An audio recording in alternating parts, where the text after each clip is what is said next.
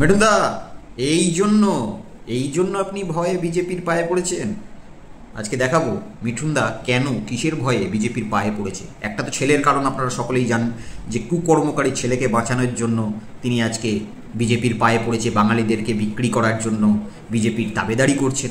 আরও একটা কারণ আপনাদের দেখাবো, কিন্তু তার আগে মনে করাবো মিঠুনদাকে। মিঠুনদা বলেছিলেন তিনি জল ঢোড়াও নন, তিনি বেলে বোড়াও নন, তিনি হচ্ছেন জাত কোকড়ো, এক ছবলেই ছো। কিন্তু আমি আজকে দাবি করে বলছি মিঠুনদা, আপনি কিন্তু জল ঢোড়াই, আপনি জাত গোখরো নন। কারণ জাত গোখরো যদি হতেন তাহলে কোনোদিন কারোর কাছে বশ্যতা স্বীকার করতেন না।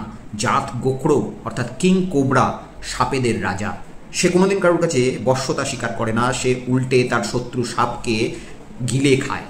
আর আপনি জল ঢোড়া, তাই জন্যই আপনাকে পদ্ম পাতার আড়ালে লুকাতে হয়েছে।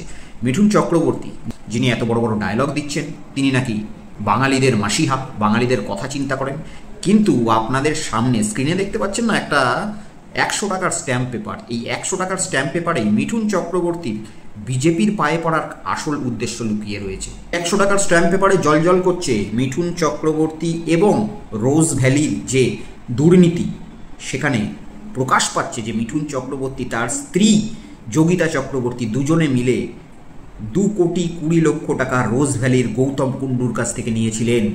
এই 100 টাকার স্ট্যাম্প পেপারে বলা হয়েছে যে মিঠুন চক্রবর্তীর এবং যোগিতা চক্রবর্তীর যে কোম্পানি রয়েছে, যার নাম হচ্ছে পাপারাজ্জি প্রোডাকশন বা ফিল্ম প্রোডাকশন, সেই পাপারাজ্জি প্রোডাকশন হাউসের আন্ডারে সে 2,20,00,000 টাকা রোজ ভ্যালির কাছ থেকে, গৌতম কুণ্ডুর কাছ থেকে নিচ্ছে। এবং তাদের এই দলিলে লেখা হচ্ছে বা 100 টাকার স্ট্যাম্প পেপারে লেখা হচ্ছে তারা ব্যবসায়িক স্বার্থে সিনেমা করার জন্য 2,20,00,000 টাকা গৌতম কুণ্ডুর কাছ থেকে নিচ্ছে। অর্থাৎ তার সিনেমার পারিশ্রমিক নয়, সিনেমা করার জন্য 2,20,00,000 টাকা গৌতম কুণ্ডুর রোজ ভ্যালির টাকা সিনেমাতে ব্যবহার করছে। যা লাভ হবে সেটা 50-50 শেয়ার হবে। অর্থাৎ পুরো ব্যবসায়িক স্বার্থে রোজ ভ্যালি এবং গৌতম কুণ্ডুকে ব্যবহার করেছিল যোগিতা চক্রবর্তী, মিঠুন চক্রবর্তী। আর সবথেকে আশ্চর্যের বিষয় হচ্ছে এই সারদার কাছ থেকে টাকা নেওয়া বা রোজ ভ্যালির কাণ্ডের জন্য একাধিকবার কুণাল ঘোষকে জেল খাটতে হয়েছে। সারদা কেলেঙ্কারিতে কুণাল ঘোষকে জেল খাটতে হয়েছে। কুণাল ঘোষের কী দোষ ছিল? কুণাল ঘোষ কিন্তু সারদার টাকা নয় ছয় করেননি। কুণাল ঘোষ একজন সাংবাদিক, বিভিন্ন চ্যানেল, যে চ্যানেলে সারদা টাকা খাটিয়েছিল সেই চ্যানেলগুলোতে তিনি মাইনের ভিত্তিতে সাংবাদিকতা করতেন। ফলে সেই সারদার টাকা তিনি মাইনে হিসাবে পেয়েছেন, কর্মচারী হিসাবে মাইনে পেয়েছেন, এবং সেই মাইনে থেকে তিনি সরকারকে ট্যাক্স দিয়েছেন। এতে কুণাল ঘোষের কোনো রকম দোষ ছিল না। সারদা কোথা থেকে টাকা আনছে সেটা কুণাল ঘোষ জানতেন না। কুণাল ঘোষ সারদার চ্যানেলে কাজ করছিলেন, সারদা তাদেরকে যে টাকা দিয়েছিল মাইনে হিসাবে, সেই মাইনে কুণাল ঘোষ ট্যাক্সের মাধ্যমে নিজের পেট চালিয়েছে। তারপরেও কুণাল ঘোষকে সারদা কেলেঙ্কারির জন্য জেল খাটিয়েছে সিবিআই, অ্যারেস্ট করেছে সিবিআই। কিন্তু ডাইরেক্ট রোজ ভ্যালির কাছ থেকে টাকা নিয়েছে এই দলিলে 100 টাকার স্ট্যাম্প পেপারে দেখা যাচ্ছে। যোগিতা চক্রবর্তী, মিঠুন চক্রবর্তীর বউ, সাক্ষী হিসাবে সই করছেন মিঠুন চক্রবর্তী, তার মুম্বাইয়ের বাড়ির ঠিকানা পর্যন্ত দেওয়া রয়েছে। তবুও ডাইরেক্ট টাকা ভোগ করার জন্য, রোজ ভ্যালির টাকা 9-6-এর জন্য মিঠুন চক্রবর্তীর কাছে সিবিআই যাচ্ছে না।